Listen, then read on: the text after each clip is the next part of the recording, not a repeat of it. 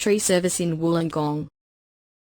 Tree service in Wollongong. Trees can need tree service for a number of reasons. Sometimes the tree is sick or dying, it might be dead, or it might be a bit overgrown and just needs to be trimmed or pruned back.